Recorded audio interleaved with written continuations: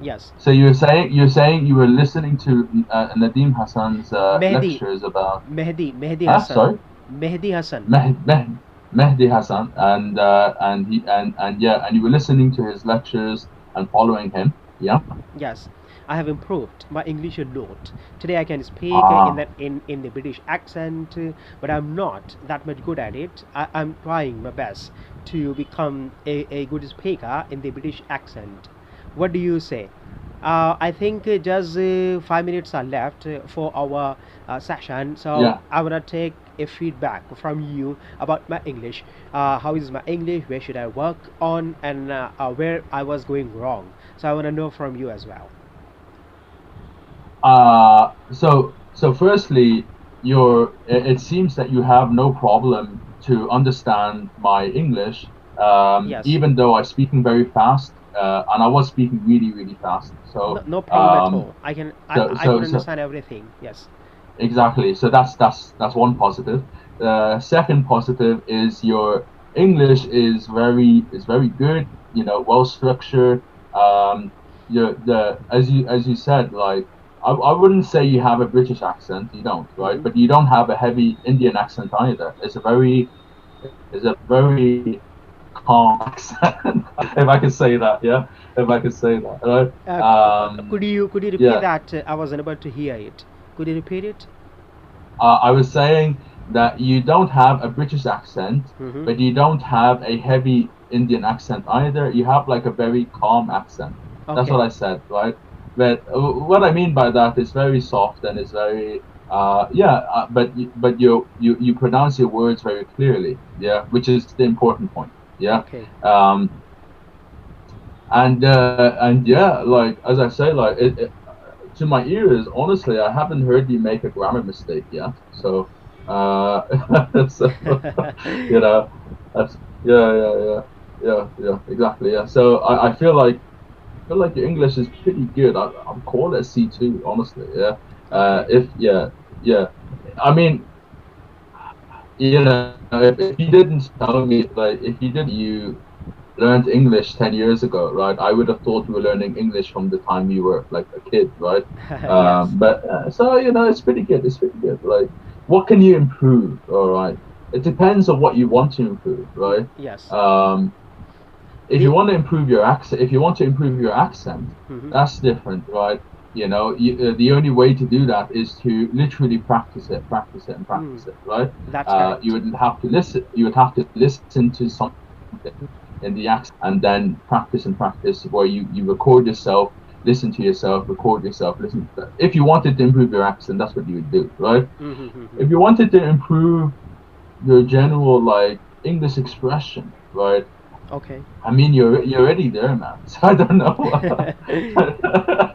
You're already there. Yes. But obviously, you just need to keep reading books in English. You just need to keep watching movies in English. Whatever you're comfortable with watching and reading. Yeah. Uh, but you need to just keep exposing yourself to English, and yeah. But you're already at that plateau. You know what I mean? Yeah, where it would take a very, very long time to make even small improvements, right? Mm. Mm-hmm. That's Because you're correct. already you're already you're And already very and advanced as well. and Yeah. and, and brother Muhammad, the main purpose Mm. of learning and improving this language is I want to impart Islamic knowledge to non-Muslims as well, because I do have Islamic knowledge as well. So I want Islamic knowledge to be spread, imparted, or proselytized to the non-Muslims as well, because this is the era Yeah. of internet. People can easily find the Islamic content on YouTube and on Google. So I want Yeah. Islam to be taught over here. This is the main purpose of improving my communication skills and nothing else. I see. I see. I see. Yeah, that makes sense. And you use that even nice advanced word, proselytize. Proselytize. Yeah. Yeah. Use that word. That's very impressive. But yeah, no. As I say, it's yeah. Honestly, your English level is already good enough to, not more than good enough, is great, and you're easy to listen to. You're easy to listen to. So if you were to make videos about it and things like that, the people who are interested, who find you, will find you interesting. So Okay. I would encourage you to, but just be careful, right? Because yeah, Okay. because what time? Yeah, Bro- yeah, just be careful. Yeah, yeah, Brother, yeah, I just want two yeah. minutes. I just want 2 minutes. I'm mentioning over here one tradition of the Holy Prophet, and after listening to it, I wanna take feedback from you. Was I able to explain to you properly or not? Okay, just 2 minutes. Oh, okay, yeah, yeah, yeah, yeah. I have 2 minutes. Yeah, go ahead. Yeah. Okay, yes. The Holy Prophet, peace be upon him, said, طلب العلم فريضة على كل مسلم ومسلمة. It means seeking knowledge is mandatory upon each Muslim man and woman in Islam. So here some people argue that this tradition of the Holy Prophet meant only the Islamic knowledge. On the other hand, some people contradict that this hadith, this tradition of the Holy Prophet meant both the knowledges, whether it's an Islamic knowledge or worldly knowledge, both have been amalgamated into it. But I would like to throw light over here that this tradition of the Holy Prophet meant both the knowledges, worldly knowledge as well as Islamic knowledge. But here I would categorize the knowledge into two. First one is the beneficial knowledge, and another one is the non-beneficial knowledge. So whether it's Islamic knowledge or worldly knowledge, if it's beneficial for you, you must seek it. And on the other hand, if the knowledge, whether it's Islamic knowledge or worldly knowledge, if it's non-beneficial, so you should try to avoid it. So this is the interpretation or explanation of the tradition of the Holy Prophet. So brother, I have explained to you this hadith in my own words.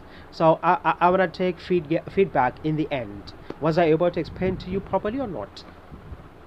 You were, yeah, definitely. Yeah. The only little niggle there was when you were saying worldly knowledge or Islamic knowledge or an amalgamation of the two. Or I think you were trying to say something like that. You can just simplify and say combination instead of amalgamation, Okay, right? okay, okay. Yeah, yeah. But that's from that side of things.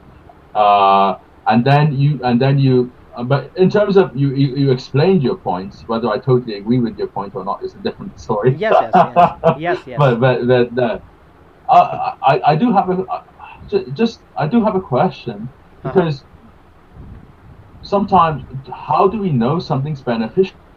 For example, maybe I'm interested in painting, yeah. Mm-hmm. So I find out how to paint. I find out the techniques. That's a type of knowledge. Mm-hmm. Now, is it beneficial? What does beneficial mean? Does Okay. it is it beneficial for my sanity? Because that's why I started painting and drawing, for my own well, pleasure and for my own sanity, right? Yes. So brother, And brother, it comes under the category of the another one, and that is it's neither beneficial nor no non-beneficial. It comes in the category in the middle of them. If you do it, oh, so there is no harm in it. yeah, I see, I see. There's no harm in it, but they're saying there's no bad. What? Only thing, the only thing I Yes, yes. I would add to that explanation, because it will come up into the minds of the people. Yes. How do we know something is beneficial or not? What do you Okay. mean by beneficial? Do you mean monetarily, or do you mean just that it will get me to the afterlife, to No, get me to paradise, right? let me just give one example over here. If you are a true follower of Islam, and you are not you are not financially strong, okay, so you are not required to learn the laws of zakah, or how to give zakah, whom to give zakah, when to give Of zakah, course. because this is non beneficial for you right now, because Ah, you are not financially able to do so. That's why it comes under the category of non-beneficial knowledge. And ah, now you are wise and you are adult. So establishing the prayer is mandatory or compulsory upon you. So you need to seek the establishing the prayer knowledge. So it comes under the category of beneficial knowledge.